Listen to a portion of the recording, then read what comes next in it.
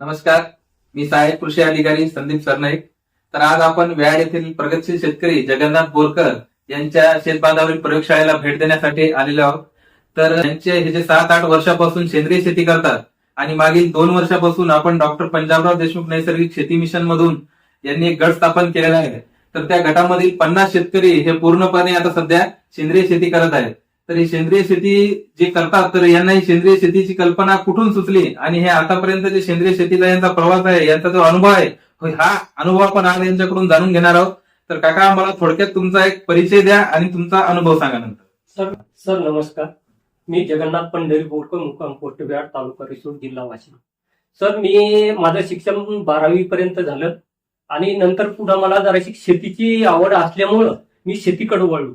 नैसर्गिक शेती म्हणून सेंद्रियकडे आपण वळू आणि मग सेंद्रियकडे वळत असताना आम्ही गांडूळ खतं तयार करायला शिकलो, कंपोस्ट खतं तयार करायला शिकलो, तांदूळ पाणी तयार केले जाते, अंडजन्य अमिनो ऍसिड तयार केले जाते. आता ह्या ज्या सगळ्या निविष्ट आहेत, जसं तांदूळ पाणी झालं, सोयाबीन टॉनिक झालं, अंडेजनित अमिनो ऍसिड झालं, दशपर्णी अर्क झालं, तर ह्या ज्या सगळ्या निविष्ट आहेत ह्या तुम्ही स्वतः घरीच तयार करता का? ह्या सर्व शेतकरी आम्ही स्वतःच्या शेतबांधावरच सर्व निर्मिष्टा तयार केल्या जातात. म्हणजे याच्यातून तुमचा जो रासायनिककडे होणारा खर्च आहे तो हा किती प्रमाणात जवळपास कमी झाला असं तुम्हाला वाटते? सर, आमचा 80% खर्च आम्हाला असा अपेक्षित आहे की कमी झालेला आहे. तर आता आपण हे तुमचे काही जैविक लॅब आहे, शेतबांधावरील जी प्रयोगशाळा आहे, तिथं आपण कोणकोणत्या निविष्ट तयार करतो? सर, इथं आम्ही एरंडाला ज्यावेळेस आम्हाला काही निर्मिष्ट अजून तयार करायच्या होत्या बुरशीनाशक, तर आम्ही एरंड्याला तिथं एक एरंड्या लॅब उभारलेली गेली. डॉक्टर संतोष चव्हाण साहेब हे त्यांच्या संपर्कात गेलो आम्ही आणि तिथून काही ट्रायकोडर्मा आणला. मग ते ट्रायकोडर्मा त्यांनी सांगितले की बा तुम्ही जर विकत घेतल्यापेक्षा तुम्ही स्वतःच्या शेतावर शेत बांधव प्रयोगशाळा तयार करा. मग आम्ही कृषी विभाग आणि आत्मा विभाग यांच्या अंतर्गत, मानव विकास अंतर्गत आम्ही शेत बांधावर प्रयोगशाळा तयार केली आणि ती प्रयोगशाळा आम्ही एक चैतन्य बहुउद्देशीय शेतकरी गट तयार केला आणि त्या माध्यमातून ही लॅब उभारणी केली. या लॅबमध्ये आम्ही ट्रायकोडर्मा तयार करतो सर. काही ग्रॅन्युअल खतं तयार केल्या जातात, तांदूळापासून ग्रॅन्युअल खतं बनवल्या जातात, आपल्या साबुदाण्यापासून ग्रॅन्युअल खतं तयार केल्या जातात आणि बऱ्याच अशा घरच्या घरी जैविक NPK तयार केल्या जातील. मग आता तुम्ही ह्या जे निविष्ठा बनवता ह्या बाहेर विक्रीसाठी पण देता का शेतकऱ्यांना? ह्या आम्ही स्वतः तर वापरतो, पण आता बाकी जास्ती प्रमाणात तयार व्हावं लागल्यामुळं एक काहीतरी शेताला जोड व्यवसाय म्हणून याचा आम्हाला या लॅबचा हे झालेला आहे.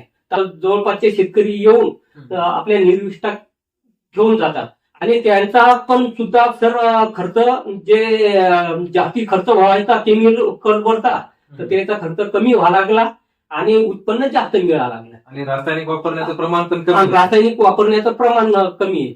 आता तुम्ही जे लॅब घेतलेली आहे समजा, तर या लॅबमध्ये तुम्हाला किती टक्के अनुदान भेटलेले आहे? पण म्हणजे जवळपास 1 लाख रुपये अनुदान भेटलं सर. आणि तुम्हाला पूर्ण खर्च किती आलेला आहे याचा? सर्व जवळपास याला 1.5 लाख रुपये खर्च आलेला आहे. आता तुम्ही जे लॅबमध्ये समजा काम करता, तर यामध्ये तुम्ही मजूर वापरता का तुमच्या घरचं कोणाची तुम्हाला मदत होते? नाही, एक गटाच्या माध्यमातून काही शेतकरी हे राहतात, घरच्या बी सहकार्य भेटते. यांची तुम्हाला मदत होती का लॅबमध्ये? हो हो, ते BSc ऍग्री झालेलं आहे आणि ते कॉलेज करून इथं लॅबमध्ये पण वेळ देतो आणि लॅबमध्ये निर्विष्ठा तयार केल्या जाते. नमस्कार सर, माझं नाव कुमार रघुनाथ बोरकर आहे आणि माझी BSc ऍग्री झालेली आहे.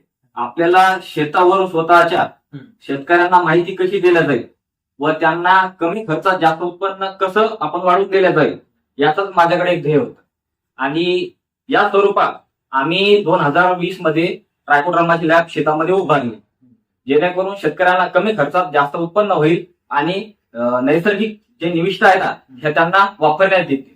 त्याच्यामध्ये आम्ही सर्वप्रथम ट्रायकोडर्मा तयार करण्याचं उद्दिष्ट ठेवलेलं आहे. तर ट्रायकोडर्मा तयार करण्यासाठी आम्हाला हा कोनिकल फ्लॅस्क असते. याच्यामध्ये 150 ml पाणी घेऊन याच्यामध्ये अगर अगर नावाची पावडर मिळते, तर ती पावडर याच्यामध्ये टाकायची आणि कोनिकल फ्लॅस्क मध्ये टाकायच्या अगोदर हे जे भांड आहे या भांड्यामध्ये आपल्याला पाणी घ्यायचं आहे आणि त्याच्यामध्ये ती पावडर टाकायची. त्यानंतर ती पावडर टाकल्याच्या नंतर ते पाणी आपल्याला 10 ते 15 मिनिटं पूर्ण गरम करायचं, उकळू द्यायला. उकळू दिल्याच्या नंतर ते पाणी आपल्याला थंड करायचं आणि त्यानंतर त्याच्यामध्ये आपल्याला या कोनिकल फ्लॅस्कमध्ये 150-150 मिली ते पाणी टाकायचं आणि टाकल्याच्या नंतर हे थंड होऊ द्यायचे आणि याच्यामध्ये हे जे कॉटन प्लग असतात असे हे आपण स्वतः तयार करतो घरी. याच्यामध्ये टाकल्याच्या नंतर हे आपल्याला काय करायचे, रात्रभर तसे थंड ठेवायचे आणि त्यानंतर काढल्याच्या नंतर ही जी आपली मशीन आहे ही रोटरी स्टेकर म्हणून याचा उपयोग याच्यासाठी केला जाते की या मशीनमध्ये आपण हे कोनिकल फ्लॅस्क याच्यामध्ये 16ची अरेंजमेंट आहे, याच्यामध्ये 16 बसतात आणि 16 टाकल्याच्या नंतर हे 8 ते 10 तास हे फिरू द्यायचं. म्हणजे ज्याच्यामुळे आपण याच्यामध्ये जे टाकलेलं मदर कल्चर आहे ते पूर्णपणे याच्यामध्ये मिक्स होऊन जातं आणि ते ठेवल्याच्या नंतर दुसऱ्या दिवशी सकाळी 8 ते 10 तास चालल्याच्या नंतर त्याच्यावर काढून घ्यायचं आपला फ्लॅस्क आणि त्याचं काय करायचं आपल्याला इथं निर्जंतुकीकरण करायचं. म्हणजे याच्यामध्ये जे आपलं मदर कल्चर आहे तर याच्या साह्यामध्ये आम्ही काय करतो ते इथे हा बर्नर बेकर आहे, बर्नर याच्या बाजूला काय करायचं, याच्या बाजूला आपल्याला 4 बाजूला 4 जागेवर आपल्याला मेणबत्ती लावायची. म्हणजे जे बाहेरचे जे येणारे जंतू येतं ते याच्यामध्ये घुसले नाही पाहिजे. म्हणजे जेणेकरून ते जर जंतू याच्यामध्ये आले तर याच्यातली जी याची संख्या आहे आपल्या ट्रायकोडर्माची किंवा ही विस्कळीत होऊन जाते, पूर्ण ते जीव मरून जातात. त्याच्यामुळे आपण 4 बाजूला 4 जागेवर आपल्याला मेणबत्ती लावायची आणि त्यानंतर आपण जी मदर कल्चरची प्लेट असते तर ही असते ती मदर कल्चर प्लेट ज्याच्यामध्ये ट्रायकोडर्माचे जीवाणू असतात. तर याला बाहेर हवा लागू द्यायला चालत नाही, कारण याच्यात जर हवा लागली किंवा बाहेर काढले तर याच्यातले जे जंतू येतात हे जंतू मरण पावतात. आणि याच्यामधून आपल्याला या ट्रायकोडर्माच्या याच्यातून मदर कल्चरचे काढण्यासाठी याचा उपयोग केला जाते. त्यानंतर ही गरम करायची या बर्नरवर आणि गरम केल्याच्या नंतर यानं काय करायचं, आपल्याला थंडी करायची थोडा वेळ आणि थंड केल्याच्या नंतर याच्यातलं जे मदर कल्चर आहे तो काढायचं आणि हा जो कोनिकल फ्लॅस आहे हे असं याच्यावर धरायचा. म्हणजे याच्यावर जे बाहेरून आलेले जीव येतं ते मरण पावतात आणि याच्यामध्ये टाकायचा आणि हे बंद करून घ्यायचं, याला कॉटन प्लग लावून घ्यायचा आणि इथं ठेवून द्यायची या जागेवर. म्हणजे एका बॅच मध्ये 16 कोनिकल फ्लॅस बसतात. त्याच्यानंतर 16 मध्ये आपण इथं त्याची अरेंजमेंट करेल. हे आपल्याला जोपर्यंत ठेवायचे जोपर्यंत याच्यावर अशी हिरव्या प्रकारची बुरशी येणार नाही. म्हणजे ज्या टाइमला पूर्ण प्रकारची त्याच्यावर हिरव्या कलरची बुरशी येईल त्यानंतर आपला ट्रायकोडर्मा तयार होतो.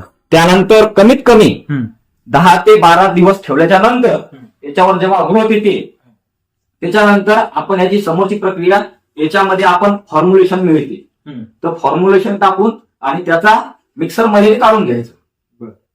त्याच्यानंतर काढल्याच्या नंतर तेव्हा त्याचा तो ट्रायकोडर्मा होतो. तर त्यामध्ये आपला हा ट्रायकोडर्मा त्याच्यामध्ये तयार केला जातो. तर आपल्या या ट्रायकोडर्मामध्ये सगळी एवढी पॉवर आहे की हा ट्रायकोडर्मा आपल्या शेतीतील 100 बुरशी खतम करण्याचं काम करते.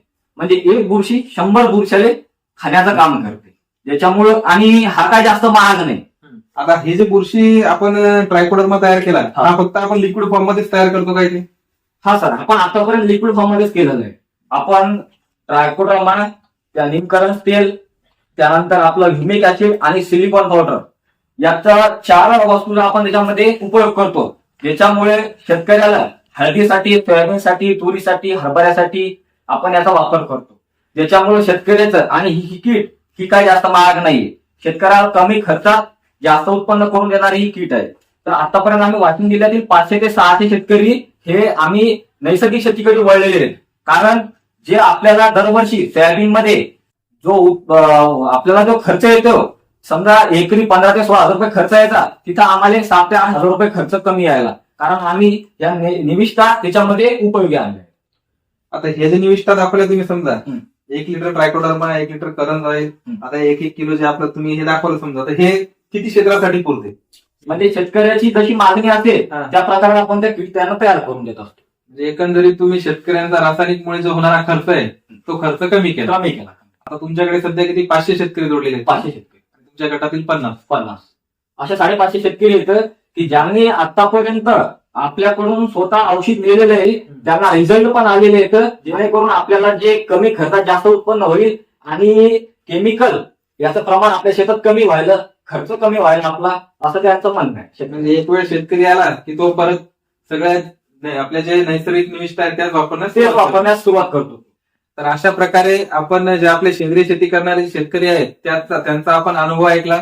तर आपण शेतकऱ्याला एकच संदेश देऊ इच्छितो की सर्व शेतकऱ्यांनी जी रासायनिक शेती चालू आहे ती रासायनिक शेतीकडचा कल कमी करून जे आपल्या अशा शेत बांधावरील आपल्या जे प्रयोगशाळा आहेत यांच्यामधूनच निविष्ठा खरेदी कराव्या. काही निविष्ठा तर त्यांनी अशा सांगितल्या की ते शेतकरी स्वतःही तयार करू शकतात. यामुळे शेतकऱ्यांचा खर्च वाचेल आणि जे आपण रासायनिक सध्या शेती करत आहे या रासायनिक शेतीकडचा खर्च कमी होऊन आपल्या सेंद्रिय शेतीकडे आपली वाटचाल होऊ शकते. आणि आपले जे काही शेतकरी बांधव असतात त्यांनाही थोडाफार एक शेतीला दुय्यम व्यवसाय म्हणून त्यांनाही थोडाफार हे जे आपण निविष्ठा तयार करतो याच्यासाठी.